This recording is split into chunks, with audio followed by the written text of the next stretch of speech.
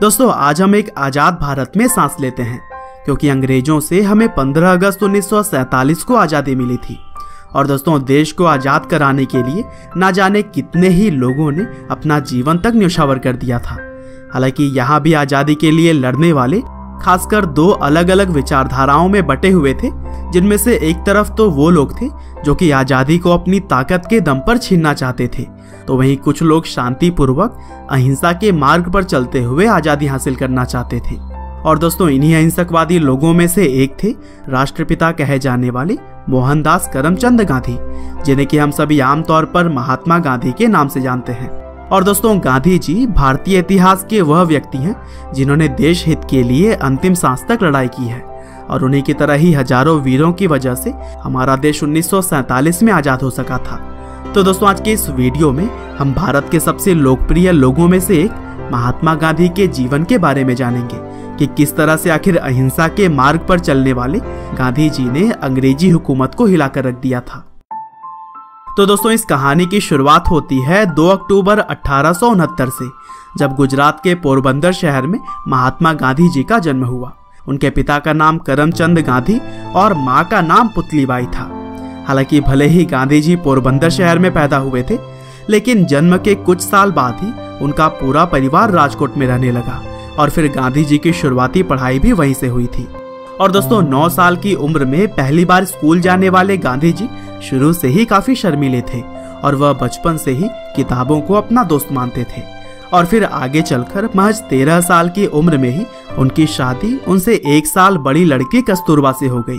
दरअसल भारत में उस समय शादियां काफी छोटी उम्र में ही हो जाया करती थी। हालांकि आगे चलकर जब गांधी जी करीब 15 साल के थे तब उनके पिता का निधन हो गया, और फिर पिता के निधन के 1 साल बाद ही गांधी जी की पहली संतान भी हुई। लेकिन दुर्भाग्य से जन्म के कुछ समय बाद ही बच्चे की मृत्यु हो गई थी, और इस तरह से गांधी जी के ऊपर मानो दुखों का पहाड़ टूट पड़ा हो। हालांकि इन कठिन परिस्थितियों में भी गांधी जी ने खुद को संभाला, और फिर 1887 में अहमदाबाद से उन्होंने हाई स्कूल की पढ़ाई पूरी की, और फिर आगे चलकर कॉलेज की पढ़ाई करने के बाद से मावजी दवे जोशी जी की सलाह पर गांधी जी ने लंदन जाकर लॉ की पढ़ाई की। हालांकि 1888 में गांधी जी दूसरी बार पिता बने, और इसी वजह से उनकी मां नहीं चाहती थी कि वह अपने परिवार को छोड़कर कहीं दूर जाएं।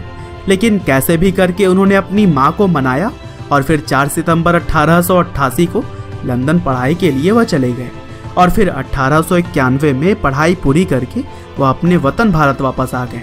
हालांकि विदेश में पढ़ाई करने के बावजूद भी भारत आने पर उन्हें नौकरी के लिए काफी भागा दौड़ी करनी पड़ी, और फिर 1893 में दादा अब्दुल्ला एंड कंपनी नाम के एक भारतीय कंपनी में उन्हें नौकरी मिली।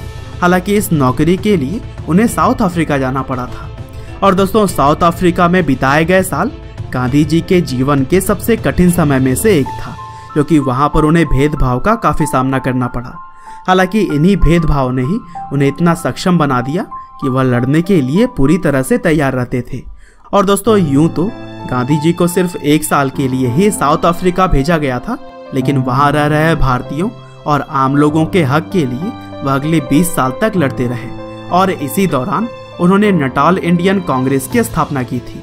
और दोस्तों अफ्रीका में रहते हुए गांधी जी ने एक निडर सिविल राइट्स एक्टिविस्ट के रूप में खुद की पहचान बना ली थी।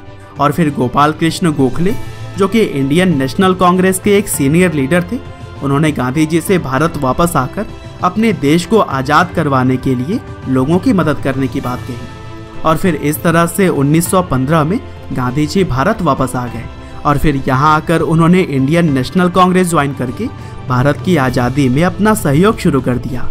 और दोस्तों भारत के अंदर महज कुछ सालों में ही वह लोगों के चहेते बन गए, और फिर अहिंसा के मार्ग पर चलते हुए उन्होंने भारत के लोगों में एकता की गांठ बांध दी।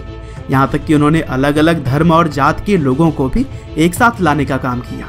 और दोस्तों 1922 में गांधी जी ने असहयोग आंदोलन चलाया, जिसके तहत अंग्रेजी चीजों का इस्तेमाल भारतीय लोगों ने लगभग बंद ही कर दिया था।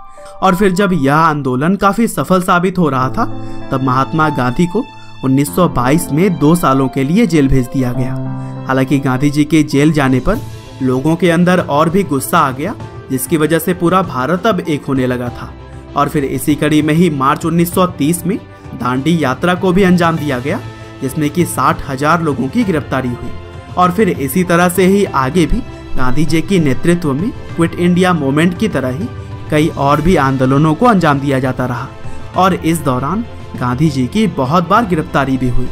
लेकिन दोस्तों, महात्मा गांधी के द्वारा लगाई गई चिंगारी अब लोगों के भीतर आग बनकर जलने लगी थी और यही वजह थी कि गांधी जी के साथ साथ बाकी क्रांतिकारियों ने मिलकर 1947 में देश को आज़ाद कराने में अहम रोल अदा किया और फिर 15 अगस्त 1947 को हमारा भारत देश आज़ाद हो गया।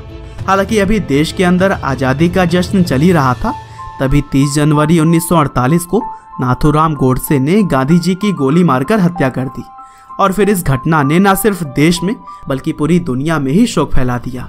हालांकि 15 नवंबर 1949 को गांधी जी के हत्यारे नाथूराम को फांसी दे दी गई थी। बहरहाल दोस्तों, अंत में बस मैं यही कहना चाहता हूँ कि जब तक गांधी जी जीवित रहे तब तक अहिंसा को ही हर चीज का जवाब मानते रहे और इसी सिद्धांत के दम पर ही उन्होंने अपनी पहचान बनाई थी।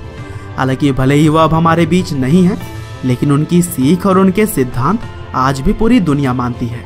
उम्मीद करते हैं कि गांधी जी की यह बायोग्राफी आपको जरूर ही पसंद आई होगी।